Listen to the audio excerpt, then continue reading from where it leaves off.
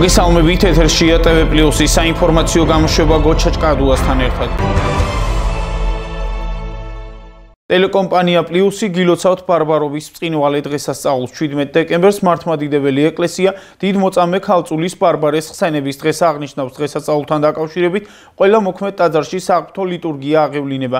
მოწამე ბარბარე მესამე საუკუნის მეორე ნახევარში ფინიკიის ქალაქ ილიოპოლისში დაიბადა. ერთადერთ შვილს მამას დიდა, რომელიც კერძთაყვანისმცემელი იყო. მას შემდეგ, რაც ბარბარე ჩუმად მონათვლის ამბავი შეიტყო, მამა მის ქვეყნის მმართველ მარკიანესთან მიიყვანა. რამდენიმე დღიანი წამების შემდეგ წმინდა ბარბარეს თავად მამამ მოჰკვეთა. წმინდა ბარბარე ბავშვების განსაკუთრებულ მფარველად ითვლება. საქართველოს საგარეო საქმეთა მინისტრმა მაკა ბოჭორიშვილმა ევრონიუსთან საუბარში განაცხადა, რომ ქვეყანას ევროკავშირში ინტეგრაციის პროცესი არ შეუჩერებია.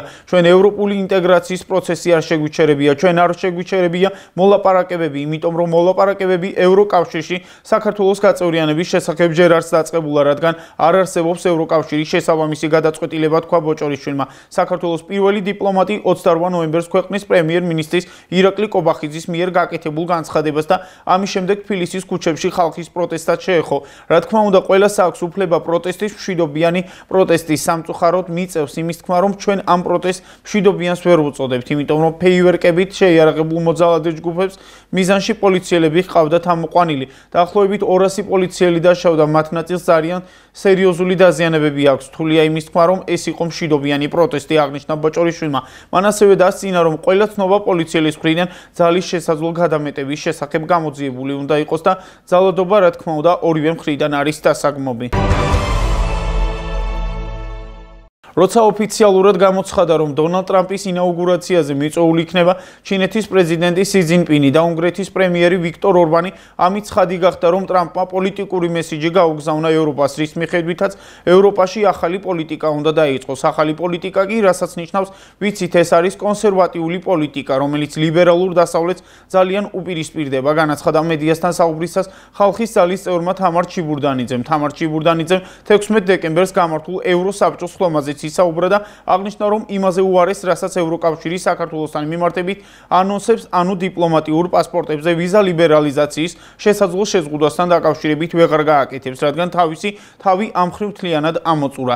ევროსაბჭოს ხლომაზეც საქართველოსთვის სანქციების დაწესებაც რომ შეუძლებელი იქნებოდა, ესეც ვიცოდით, რადგან მას სრული კონსენსუსი სჭირდება და მას ვერ მოახერხებდნენ. თუმცა არ მეგონა თუ 5 ქვეყანა წავიდოდა ევროკავშირის წინააღმდეგ და მხარს საქართველოს დაუჭერდა. დღეს პრემიერმა ირაკლი კობახიძემ მადლობა გადაუხადა ამ ქვეყნებს, უნგრეთს, სლოვაკეთს, იტალიას, ესპანეთსა და რუმინეთს, რომ ქართველი ხალხის უმრავლესობის 1.200.000 ადამიანის პოზიცია გაიზიარეს. რაც შეეხება იმას, რომ შეიძლება საქართველოში მყოფ დიპლომატიური პასპორტის მქონე ოფიციალურ პირებს შეუზღუდონ ვიზა ლიბერალიზაცია, ეს პოლიტიკური ბლეფია, რადგან მათ რაღაც მაინც უნდა ეთქვათ გუშინ და ამიტომ ეს ეთქვეს. ამ შეზღუდვას დასაბუთება სჭირდება. ევროკავშირში კი კანონი კანონობს, ამიტომ ესე შეუძლებელია და არ მოხდება. შესაბამისად, ამაზე უარეს ევროპისგან აღარ ველოდებით, რაც შეეძლოთ ყველაფერი გააკეთეს, მათ შორის საქართველოში მაიდანის მოწყობა, მაგრამ ვერ შეძლეს. ევროკავშირი დღეს გარკვეულწილად მიტოვებულია თავად ამერიკის შეერთებული შტატებისგან. ეს ტრამპის მიერ მათ მიმართ გაკეთებულ განცხადებებში ჩანს, აღნიშნა ჩიბურდანიძემ. კოლუმბიის უნივერსიტეტის მდგრადი განვითარების ცენტრის დირექტორმა და პროფესორმა ჯეფრი საქსმა აღნიშნა, რომ კონკრეტული ძალების გაცხადებული მიზანი იყო რეგიონის დესტაბილიზაცია, თუმცა მისივე თქმით, მსურველებს ეს არ გამოუვათ. უკვე წლებია ამ ძალების ხილების რეჟიმშია ხალხის ძალა და დესტაბილიზაციის მოგერიების რეჟიმშია ქართული ოცნება, წერს ხალხის ძალის წევრი თამთა მეგრელიშვილის სოციალურ ქსელში.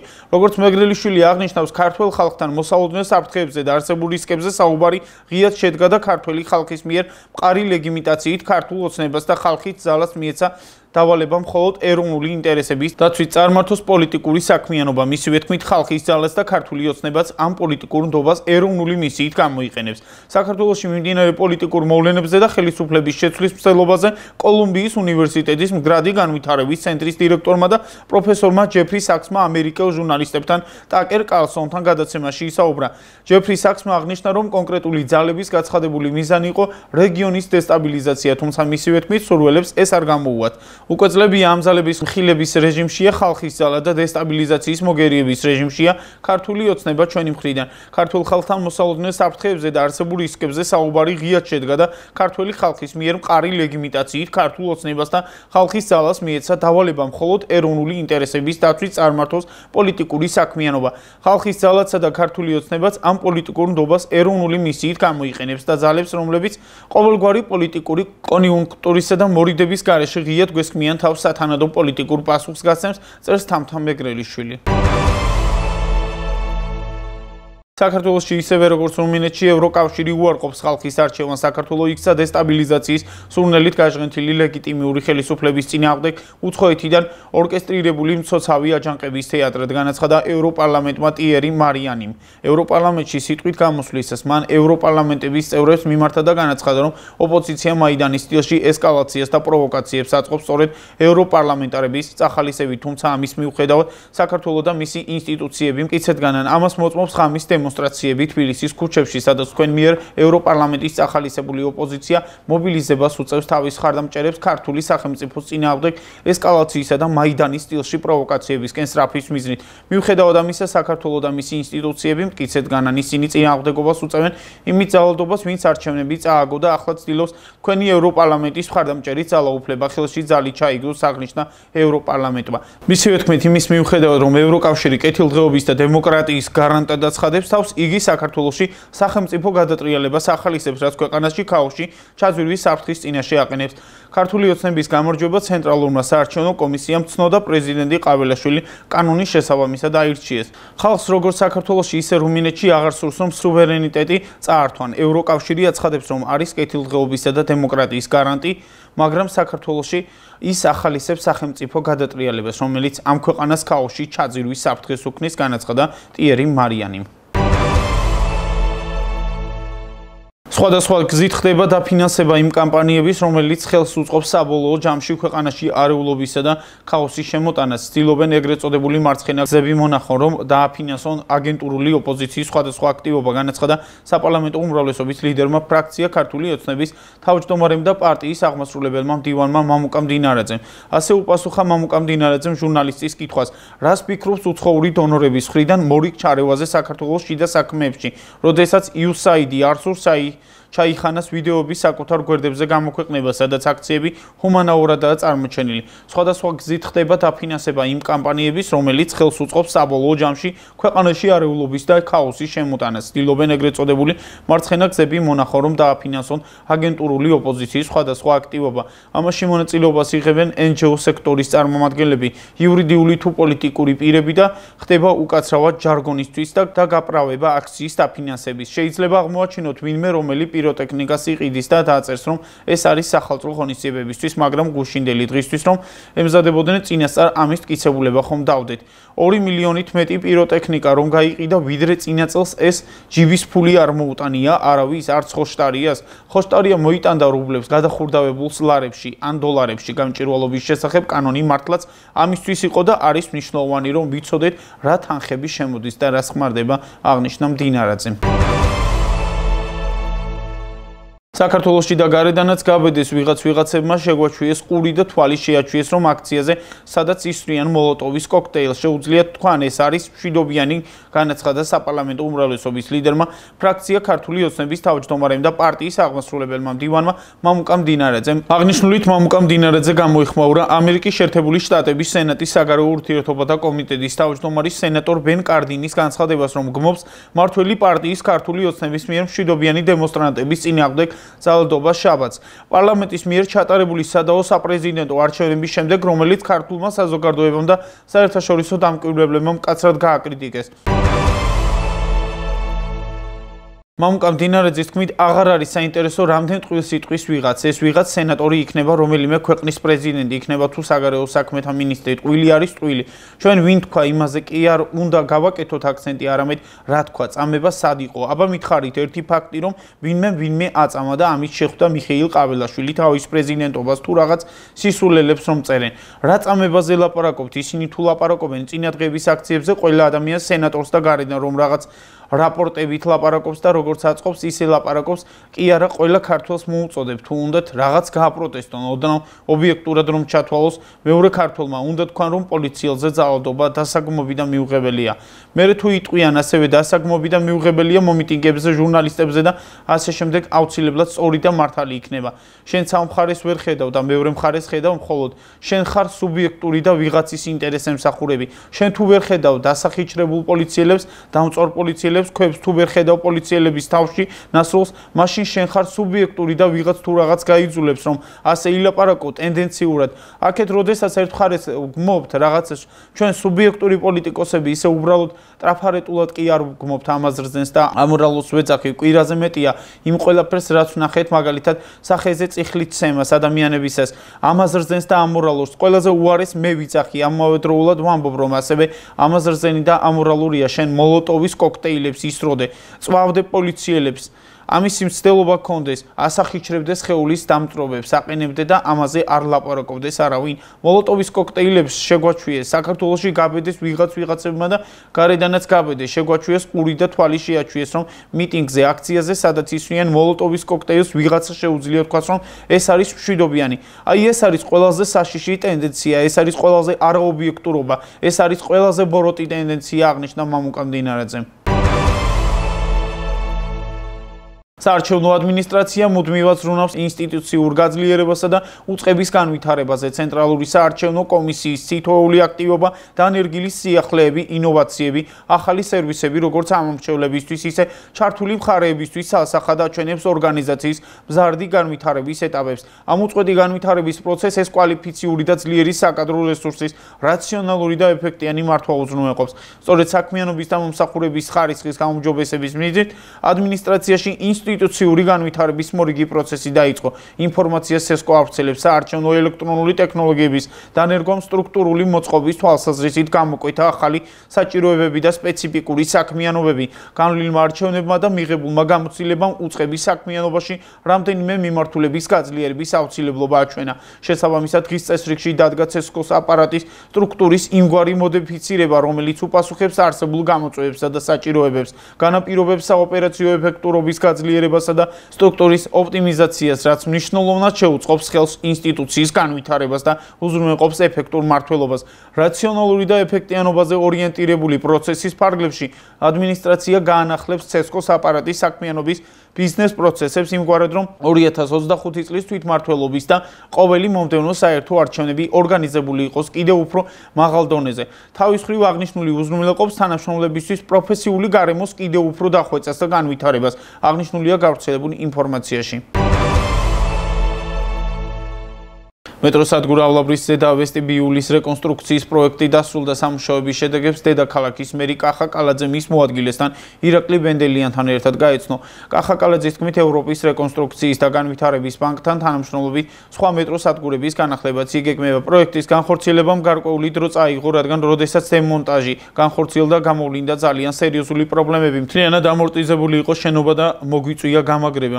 პროექტის ფარგლებში მთლიანად განახდა ზედა ვესტიბიული. ხედავთ, როგორი მოწესრიგებულია. გვინდა განვაგრძოთ ამ ტიპის სამუშაოები ყველა მეტროსადგურებში. ჰქონდა საუბარი ევროპის რეკონსტრუქციისა და განვითარების ბანკთან, რომლის ჩართულობით შეძლებს საერთაშორისო ტენდერების გამოცხადებას. მიმდინარეობს დოკუმენტაციის მომზადება და მომავალი წლისთვის გამოაცხადებს საერთაშორისო ტენდერებს, რომლებშიც მონაწილეობას უცხოური კომპანიები შეძლებენ ზოგადად მას შემდეგ, რაც აშენდა მეტროსადგურები, მას შემდეგ ამ ტიპის და მასშტაბის რეაბილიტაციო სამუშაოები არ ჩატარებულა. როდესაც ვიწყებთ განახლების სამუშაოებს, მაშინვე ჩნდება უფრო დიდი და სიღრმისეული პრობლემები, რომელიც საჭიროებს მეტ დროს და იწვევს უკმაყოფილებას, განაცხადა კახა კალაძემ. პროექტს ასევე გაეცნეს საქართველოს პარლამენტის წევრი ნიკა ელისაშვილი, თბილისის საკრებულოს წევრი კახა ლაბუჩიძე და თბილისის სატრანსპორტო კომპანიის დირექტორი გიორგი შარკოვი. პროექტი ითვალისწინებდა სადგურის ზედა ვესტიბიულის სრულ რეკონსტრუქციას, გარე სადრენაჟე სისტემის მოწყობას, სამანქანე დარბაზის ფილის გამაგრებას და შიდა სამეურნეო ოთახების მოწყობას.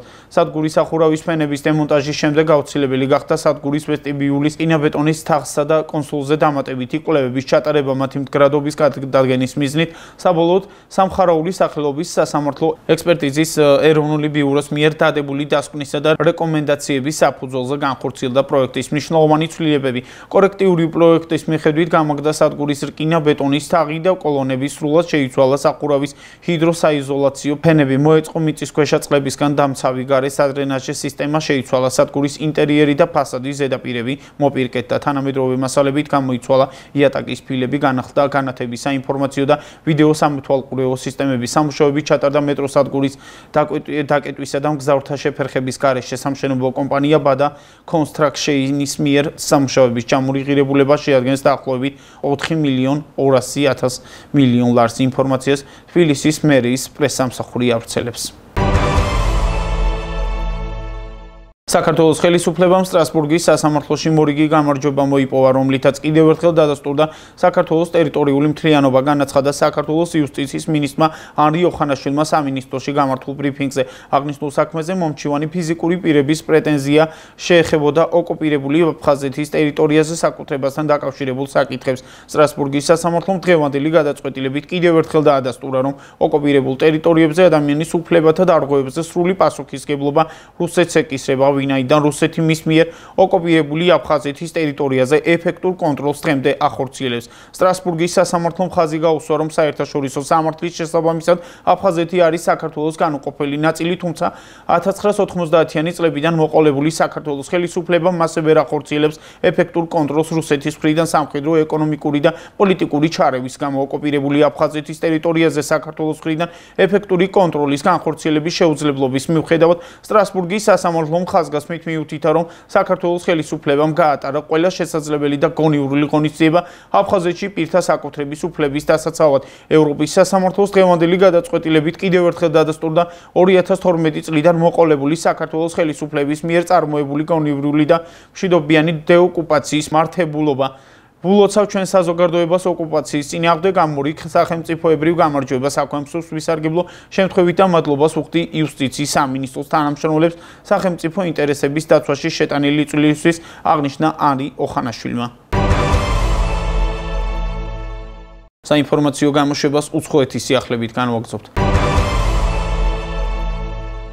ევროკავშირის საბჭომ ევროკავშირის გაფართოების შესახებ ანგარიში გამოაქვეყნა, რომელშიც განხილულია დასავლეთ ბალკანეთის 6 პარტნიორი ქვეყანა, ასევე თურქეთი, უკრაინა, მოლდოვა და საქართველო. ანგარიში აღნიშნულია, რომ ევროპული საბჭო კვლავ ადასტურებს კავშირის მზაობას, მხარი დაუჭიროს ქართველ ხალხს მათ ევროპულ გზაზე. ამასთან იგი სერიოზულ შეშფოთებას გამოხატავს იმ კურსის მიმართ, რომელსაც საქართველოს მთავრობა ატარებს, მათ შორის უცხოური გავლენის გამჭვირვალობის შესახებ კანონის მიღებასთან, აგრეთვე სხვადასხვა კანონებთან დაკავშირებით, რომელიც ეწინააღმდეგება იმ ღირებულებებსა და პრინციპებს, რომლებსაც ევროკავშირი ეფუძნება და წარმოადგენს კანდიდატის სტატუსის მისაღებად კომისიის რეკომენდაციით გათვალისწინებული ნაბიჯების გაუარესებას. ანგარიში მკაცრად გმობს ძალადობას მშვიდობიანი მომიტინგეების, მედიის წარმომადგენლებისა და პოლიტიკოსების მიმართ და აღნიშნავს, რომ საქართველოს ხელისუფლებამ უნდა დაიცვას შეკრების და გამოხატვის თავისუფლების უფლება და თავი შეიკავოს ძალის გამოყენებისგან, ხოლო ძალადობის ყველა აქტი უნდა იყოს გამოძიებული და პასუხისმგებელი პირები დასჯილი.